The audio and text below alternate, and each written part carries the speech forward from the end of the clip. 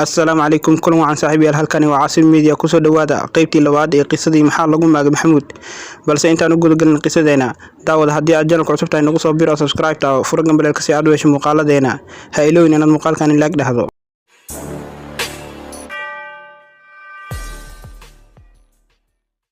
Maxamuud yare waxa haysa gabadhii guriga adeegtada ka ahayd oo weli meel looma qorsheynin balse waxa meesha ka cad inuusan ka fursan doonin in dib loogu celiyo gacantii xabaar qabtadii xaajiye Milyuun xaajiga uu yaaban yahay oo wuxuu la murugaysan yahay wiilka yarka ah iyo daryeelkiisa maadaama aan lagu aamini karin xaaji Milyuun muddo kadib Maxamuud yare waxa loo soo kaxeeyay oo la geeyay gurigii habaar qabtada wiilkii yaraa markii guriga la geeyo cabaar jooga ayuu ooyay isaga oo leh aniga hooyadii ayaan rabaa gurigeena halii geeyo cuntadii ayuu diiday afkiisa kaliya waxa ka soo baxayso aniga hooyadii goormay imaanaysaa xaaji Maxamed waxa indhihiisa ka qobanayso ilmo hadalka ka soo baxay wiilka waxay si toos ah u taabanaysaa qalbigiisa waxa isugu darsantay xasuustii walaashii iyo wiilka yarka ah jaceylka uu u qabo dhanka kale xaaji Milyuun waxay leedahay waryaa cun raashinka eedada imaan mayse cunugani waa dharagsan yahay gaajo ma hayso haddii gaajo qabato isaga cuni doono iyo hadallo kale oo aad naxariista ugu fog xaajiga waxaas uu muuqan ay ka hadlayso xaajiyada waxa ka tan weyn culayska haysta muddo bil ah kadib wiilka yaraa uu iskala qabsaday noloshii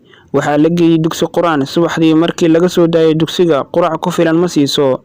ilaa afarta ay dhashay ay ka quraacdaan kadibna wixii ka soo harhara ayaa la siiyaa xaajiga duhurkii markuu shaqada ka yimaado ayuu weydiiyaa in caruurta ay qadeeyeen waxaana loo sheegaa in dhammaan qado la siiyay laakiin wuxuu ahaa xaajiga nin caqli badan wuxuu u yeeraa Maxamuud markaasi ayuu ku yiraahdaa kaalay aabe ilcun habar qabtada ayadoo kor u qaylinaysa ayay ku tiraahdaa wuu qadeeyay wiilka ka raashinka faraha badan balse xaajigu wuxuu u sheegaa in uu caruur yahay intay wax cuni karaan la siiyo wuxuuna ku yiraahdaa ha iskala taabtee iska daa dhowr maalmood markay sidaasii tahay ayay iska dhaadhicisay in wiilkani caruurteeda laga jecel yahay caqabadna uu ku yahay maalintii dambe markii dugsiga laga soo daayay wax quraac ah ma siin way garaacday ayadoo ku haysata sababta uu qadada ula cuna aabihiis waxayna ku dhahdaa waryaa ma tiraahdid aaba bis waaye waan qadeeyay wax kale ma cuni karo sida ay u garaacday waxay ahayd mid naxariista ka fog korkiisa oo dhan ul ayaa ka muuqatay xilligii qadadana inta uusan xaajiga imaanin ayay garaacday oo ay seexisay si aan looga dareemin bararka jirkiisa ka muuqda iyo gaduudka indhihiisa maadaama oo in badan uu oynayay sidii caadada ahayd xilligiisii ayuu yimid xaajiga salaada duhur kadib indhihiisa waxay qaban waayeen wiilkii Maxamuud ahaa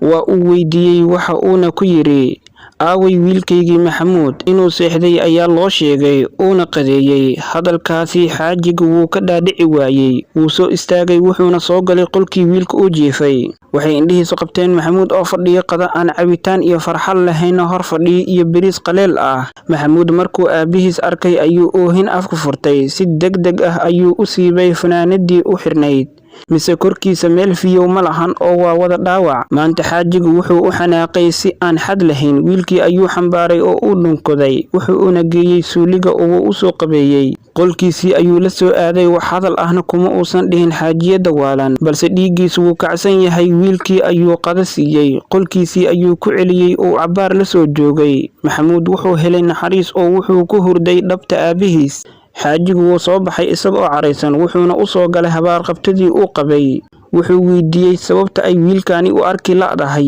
iyo waxa ku kalifay in ay sidaani ula dhaqanto waxay ku eedeysay inuu amarkeeda diiday sidoo kalena inuu jikada galay dabkana uu ku guban gaaray oo qadadii daadiyay canaan ahaana ay u garaacday si uusan mar dambe halis u galin xaajiga hadalkaasi qiil uu u noqon waayay wuxuuna Maxamuud u kaxeeyay farmashiga wuxuuna u soo qaaday dawooyin isla maalintaasi wuxuu xaajiga u tagay aabaha iyo walaalka xaajiyada wuxuuna u sheegay in ay bacdul maqrib gurigiisa isugu yimaadaan waxna ay la arkaan waxaa la gaaray xilligii balanta xaajiyada kama warqabto in caawa imaanayaan aabi iyo walaal waxaa hal mar wada yimid labadooda oo wada socda salaan kadib xaajiyada waaga ayaa ku baryay waxaa hadalkii furay xaaji Maxamed oo aad u caraysan balse isxakameeyo Maxamuud ayuu ka saaray fanaanadii wuuna tusiyay dhaawac ku yaala waxay ku noqotay argagax iyo fajiciso awal horena in wiilka hooyadiis darteed loo furay wax looga sheekeynayo ma ahan oo waa ay ka dharagsan yihiin waxay ku hadlaan oo qiil ah ama gabadhooda ay weydiiyaan meesha maba oolin laakiin hadafku wuxuu ahaa inay reerkaasi xaliyaan si uusan xalka u fogaan sheeko dheer kadib iyo hadallo maslaxad ah, xaajiga go'aan cad ayuu meesha soo dhigay, aanan lala gaban, isaga oo caddeeyey mowqifka uu ka taagan yahay xaajiye Malyuun. Waxa uuna meesha ka caddeeyey go'aan uusan ka labalabeynin, waxa uuna yidhi la soco qaybta xigta hadduu Rabbi dhaho. daawad ha iloonin inaad muuqaalka laag dhahdo. Haddii aad channelka ku cusub tahay nagu soo biir oo subscribe taabo, furo gambaleelka si aad u hesho muuqaaladeen isla markaa aynu soo gelino.